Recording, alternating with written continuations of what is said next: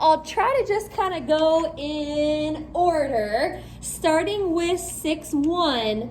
Like we always do on review days, I try to go through as much as I can. It won't be everything that we've done, so you'll still want to go through your notes and stuff to study, but it'll be quite a bit. So for the first two problems here, these are the only two that we're going to do from 6-1. It says to simplify each radical expression. Simplify each radical expression. And then it says use absolute value symbols when needed. Use absolute value symbols when needed. We'll go back over when that would be important. Now there's a lot of radicals in this chapter. It's all about radicals. I don't really pass out this square root and cube root paper for the test, so I'm just kind of thinking about this random thought here. On your cheat sheet, you may want to leave some room to put those on there for both square roots and cube roots because we're going to see a little bit of both. Okay, here is the first one. Number 1, square root of 25 x to the 6th power. Square root of 25x to the 6th.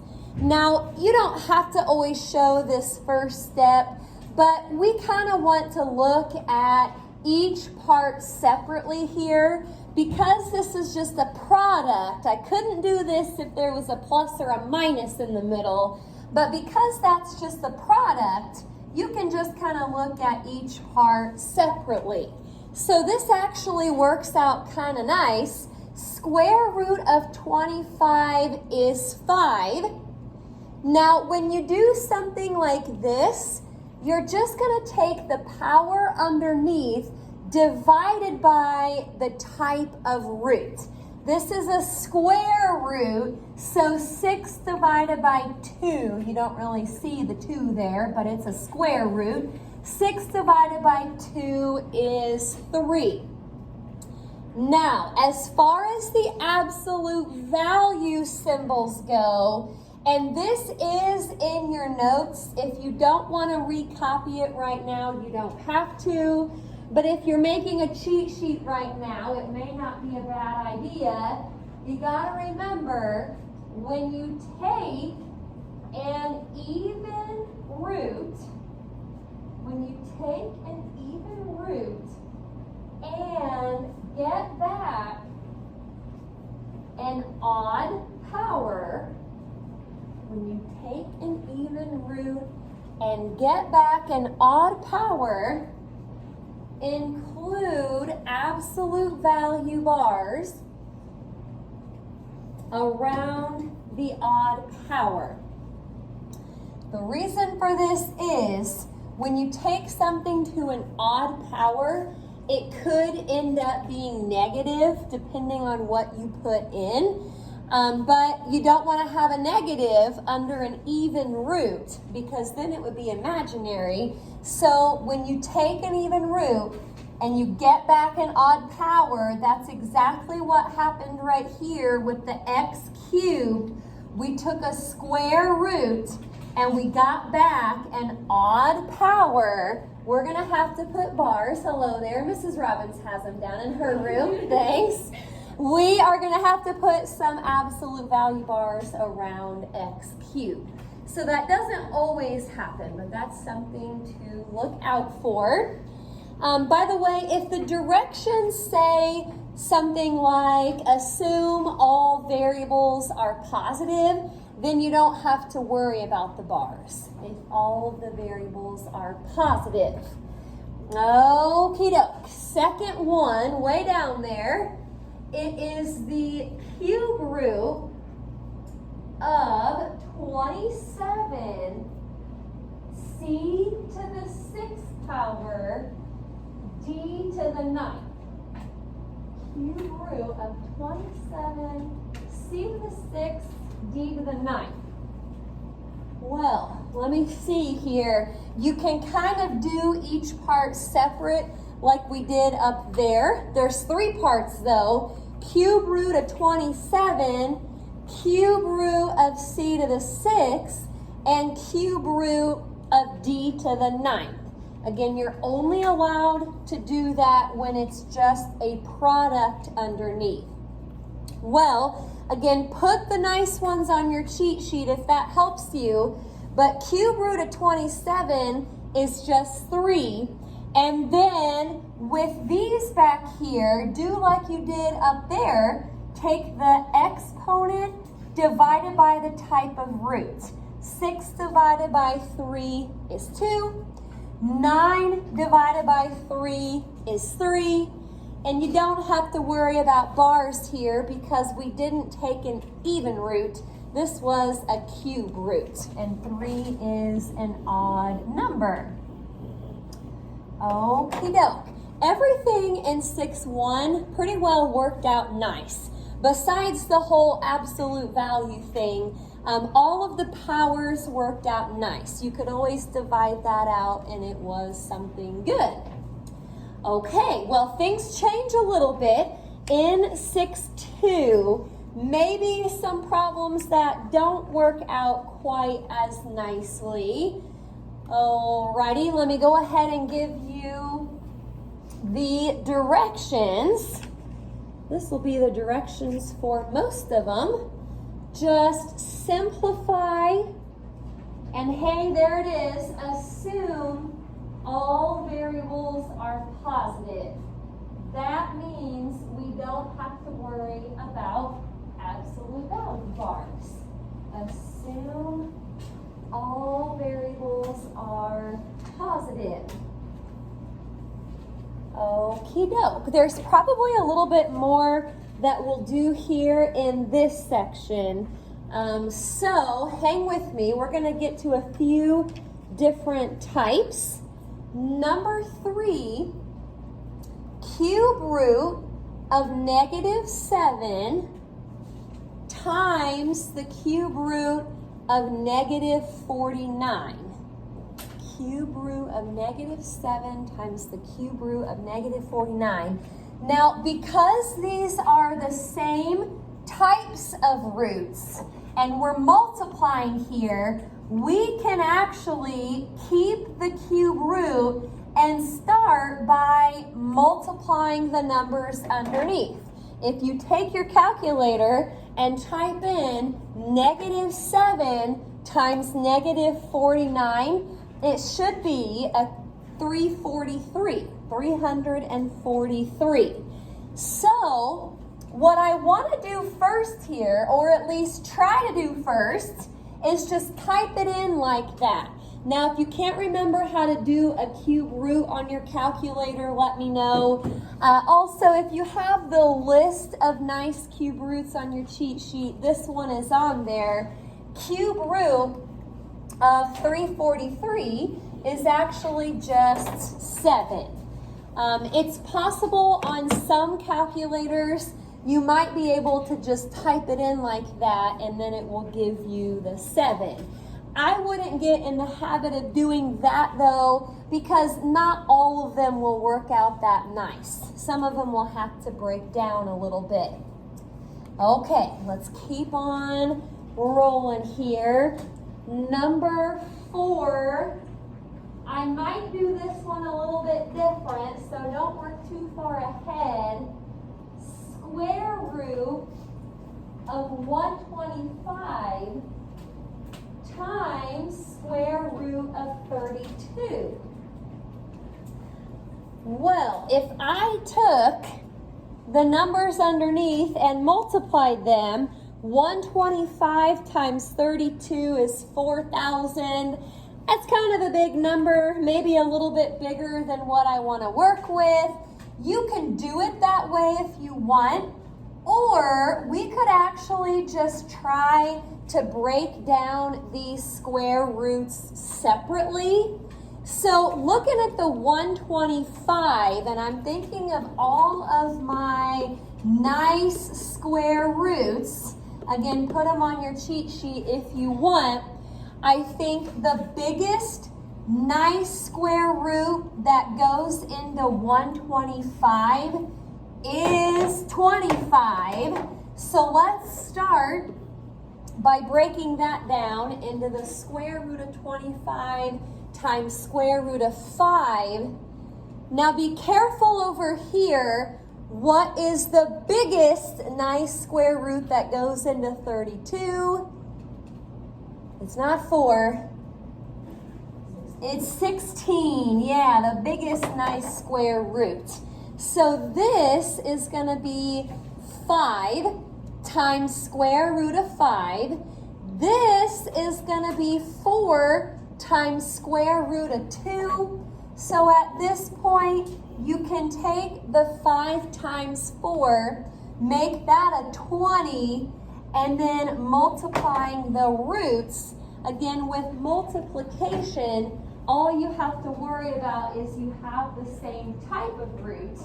So square root of 5 times square root of 2, that's just square root of 10. Okie doke. Any questions about those? We're going to keep on rolling here with the same set of directions, just some other types of problems to look at. So, number 5, we have the square root of 63a cubed. 63a cubed. You can look at the 63 and the a cubed separately if you want, but these are not going to work out as nice. We're going to have to think about this one a little bit. First of all, what is the biggest nice square root that goes into 63? We got 4, 9, 16, 25, 36. I think 9 is the biggest, or maybe the only, nice square root that works. So it's square root of 9 times square root of 7. Okay, I'll keep going with that here in just a minute. But moving on to this other side, this is no good. 3 divided by 2 doesn't work out nice. Now, it's been a while since we've done this, but I hope it'll ring a bell a little bit. You can't take 3 divided by 2, but what is the next biggest number less than 3 that can be divided by 2? 2. So let's do a square root of a squared times a squared times what would give you a cubed?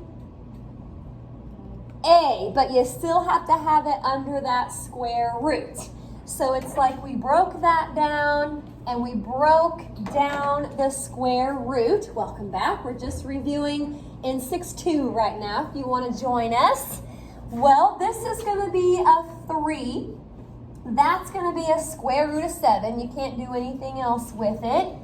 2 divided by 2 is 1. So that's just a to the first power now. You don't have the square root around it. That, though, still has the square root.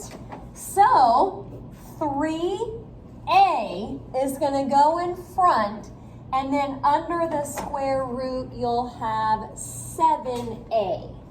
3a square root of 7a. That's a pretty good one there to review. Any questions about number 5? All right, well, hang with me. We're still rolling here. Oh boy, got a good one for number 6. It's cube roots, by the way.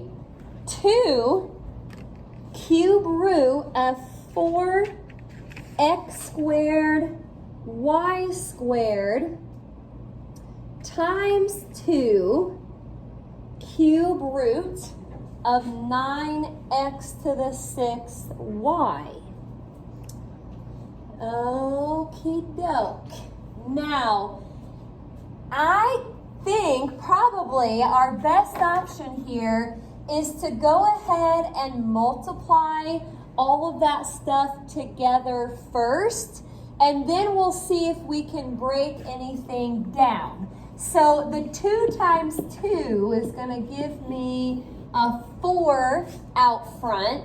Now let's see what's under this, not square root, I almost said square root, under the cube root. 4 times 9 is 36. I'm just going to go through and multiply what I can. X squared times x to the 6th.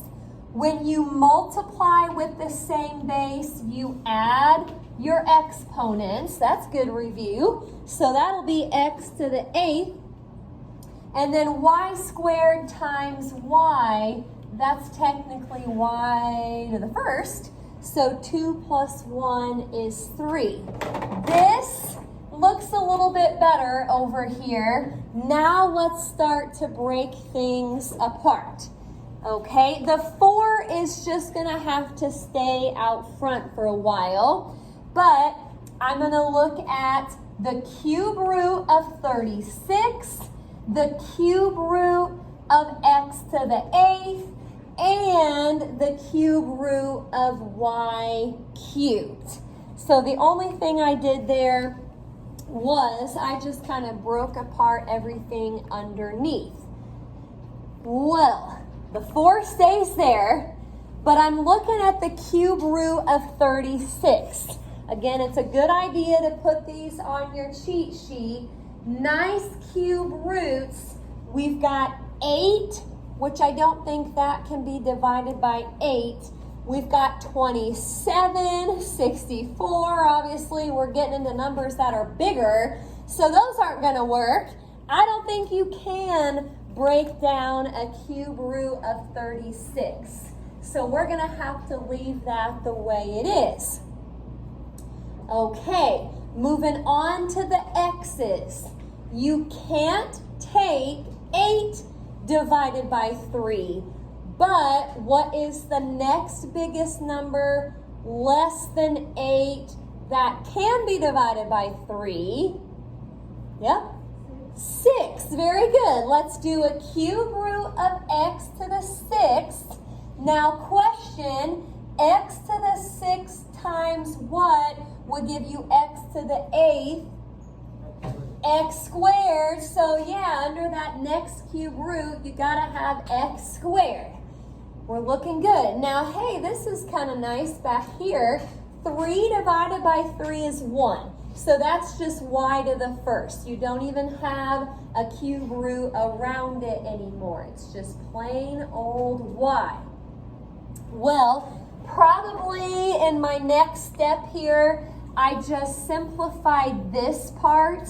6 divided by 3 is 2. Everything else up there I kept the same. I just wanted to do that because that's the one that's nice.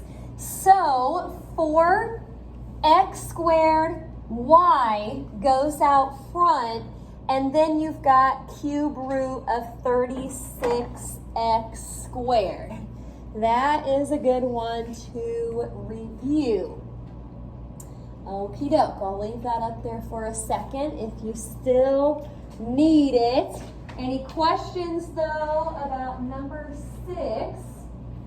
Been a while since we've done this. So, all right, well, there's like one more little thing that we did in 6.2 that I want to make sure we remember for the test, and that is rationalizing denominators. I'm going to go ahead and put back up here something that you already have in your notes, but I'm doing it up here because I know some of you are making your cheat sheets and you may want to have this on there. What we do when we rationalize a denominator, We're just trying to get rid of roots in the denominator. In math, we don't like to have roots in the bottom of a fraction. Now, I'm going to simplify this a little bit for the test. So make sure you hear me. In the notes for rationalizing denominators, we had what to do with square roots on bottom and what to do with cube roots on bottom. Forget the cube root part. I'm just not going to put that on the test. The only thing you know how to do, or that you will need to know how to do, is what if you have a square root on bottom? Again, I'm not going to put any on the test that have cube roots on bottom, just to simplify things a little bit. So here's the only thing you need to know. If you have a square root on bottom, multiply by that very same square root on top and bottom. The cube roots were more difficult actually, so this will be kind of nice that you don't have them on the test. So again, if you have a square root on bottom, you're going to multiply by that very same square root on top and bottom. This will be the last thing that we go over in section 6.2. So I've just got one example to do where we have to rationalize. Okie doke. Well, if you want to put the directions down, you can. It's obviously just going to say rationalize the denominator. Now, some of these got kind of hairy. Some of them were a little more complicated than others. So like I always say on review days, it's still a good idea to go back through your notes, look at some of your homework if you need to before the test. Well, this says square root of 10 divided by the square root of 5x. Okay, what you saw earlier said if you have a square root on bottom, which we do, multiply by that very same square root on top and bottom. Now, I'm going to go ahead and actually multiply that right here. 10 times 5x, that would be square root of 50x. And remember my little rule for the part on bottom? Square root of something times the square root of the same something is just the something. Technically, that would turn into square root of 25x squared, but that just simplifies to 5x. Now, I feel like I'm done, but I see this square root of 50 on top, and I'm thinking that can be broken down just a little bit. So I'm going to keep going with this. What is the biggest nice square root that goes into 50? 25. Yeah, let's do a square root of 25 times square root of 2. Now, because the power on the x is just 1, you're not really going to be able to break that down. Let's just leave it as square root of x. And I still have the 5x on bottom. So, square root of 25 is 5. Now, these square roots can just come together, and that turns into a square root of 2x. One last thing to do here. It's like the problem that never ends, but you cross out those 5s there. Sometimes you can do that, sometimes you can't. It just depends on what you have. But finally, That'll be square root of 2x all over x. It's tempting to want to cross out the x's, but because the x on top is under a square root, you won't be able to do that. All right, any questions about that? 6.2 was a big section, so we're going to go ahead and do a little bit here in 6.3, and this will be it for our review day today. We'll do 6.4 starting tomorrow. Now in this section, we started to not just multiply radicals, but we started to add and subtract them. So I'm going to put the rule up there. I know it's a little lengthy, but if you're making a cheat sheet right now, you may want to have it on there. The rule is in order to add or subtract radical expressions, so stuff with roots. In order to add or subtract radical expressions, they must be the same type of root.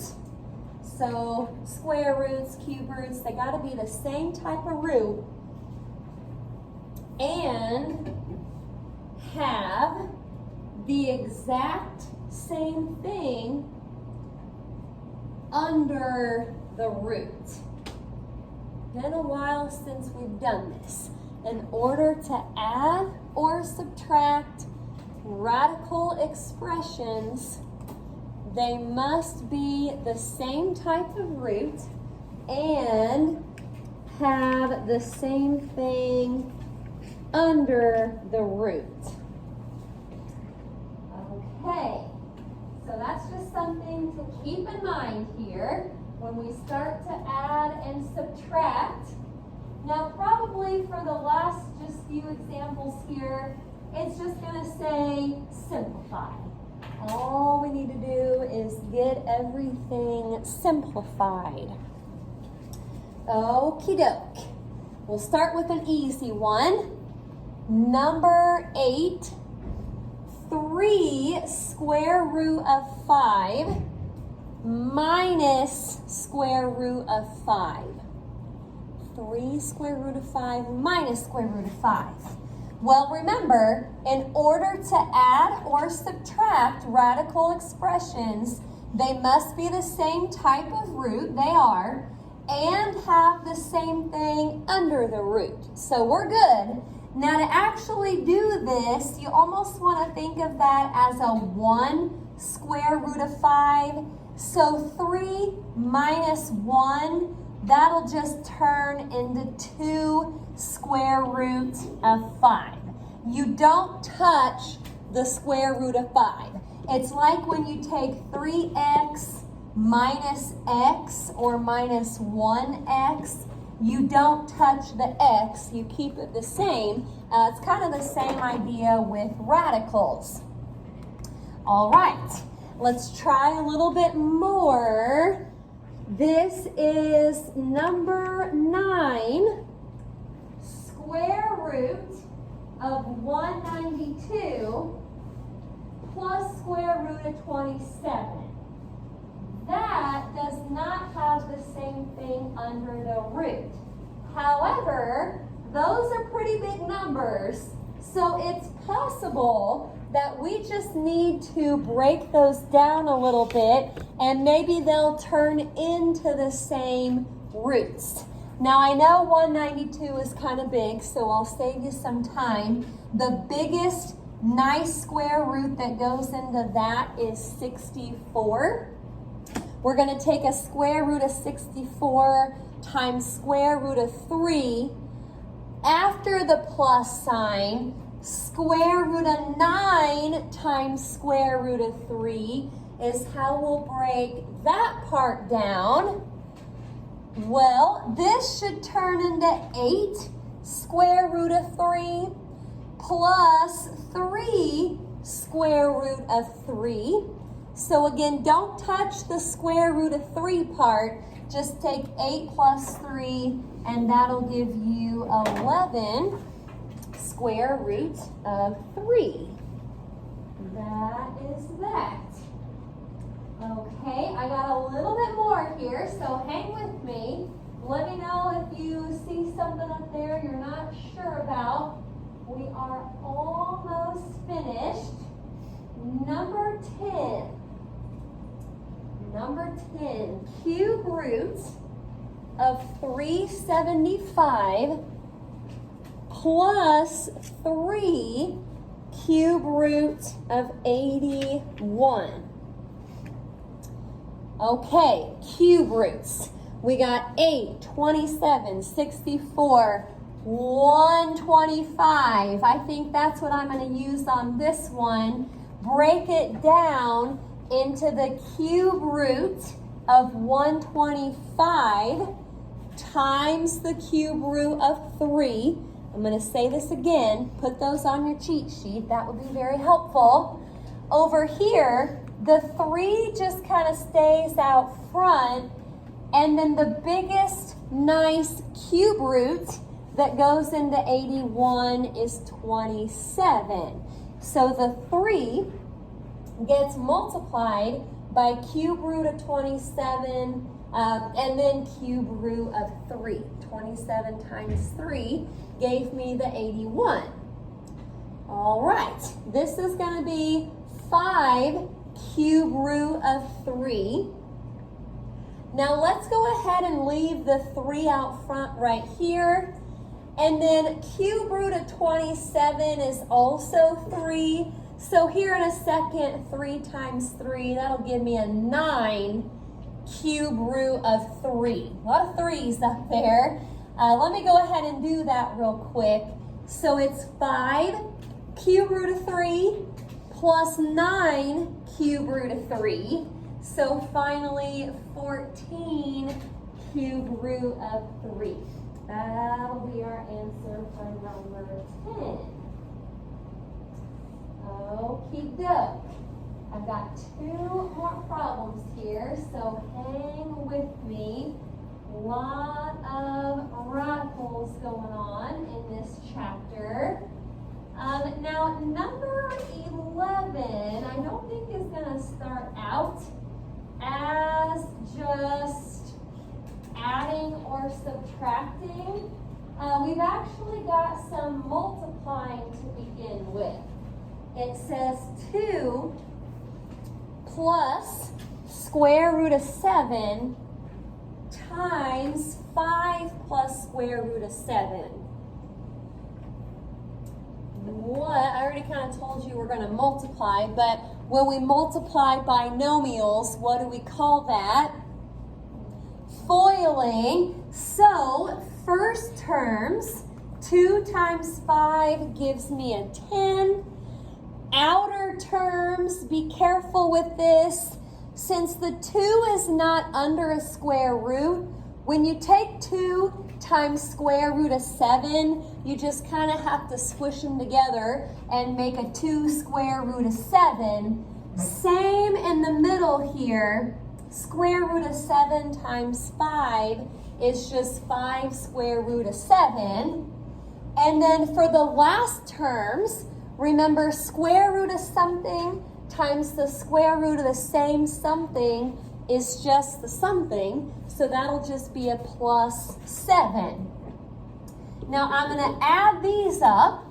10 plus 7 is 17. And then 2 square root of 7 plus 5 square root of 7, that would be 7 square root of 7. You can have that in a different order if you want. 7 square root of 7 plus 17, 7's there. That would also be fine for number 11.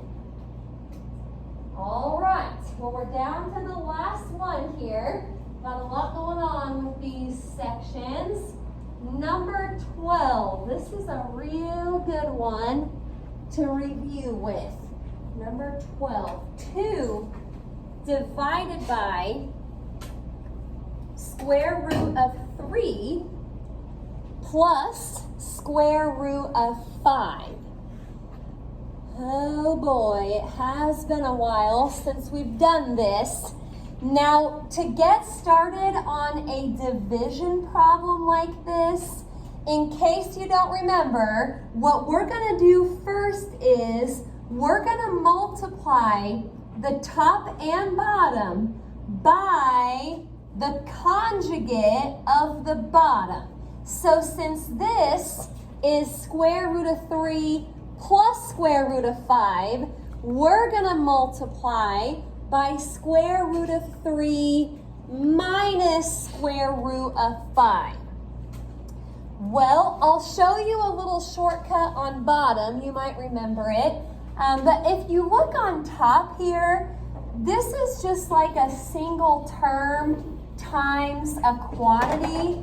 So I'm just going to distribute the 2 and make that, we're going to have to do a little bit on top here. It really won't be too much work though. 2 square root of 3 minus 2 square root of 5. You can't even put those together since they've got different things under the square root.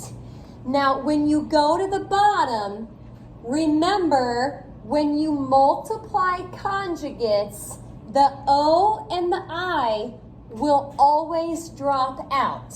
So you really only have to do the first terms and then the last terms.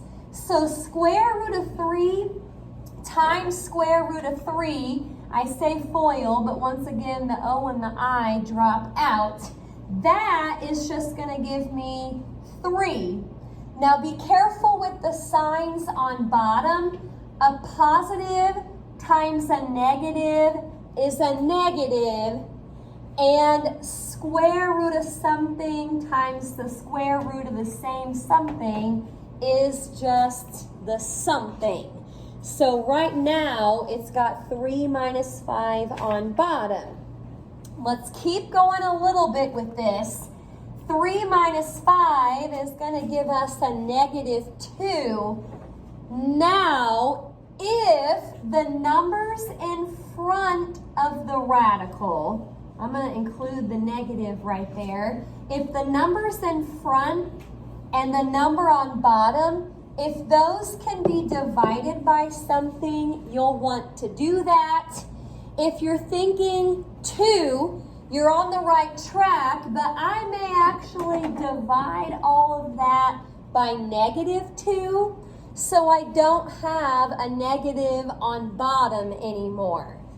Okay, so looking on top, 2 divided by negative 2 is negative 1. I didn't put the 1, but I won't count off if you do. You can put negative 1 square root of 3. And then this, negative 2 divided by negative 2 is just 1 square root of 5. And you don't need to have a 1 on the bottom. So that is that. Any questions about those? Now, sometimes we do review assignments, sometimes we don't. What are you guys feeling today? Yes or no? Okay, yeah, there's no assignment for tomorrow. This review lesson usually does take a while, so you're off the hook. That doesn't happen very often. No assignment tonight. We'll go ahead and review the rest tomorrow.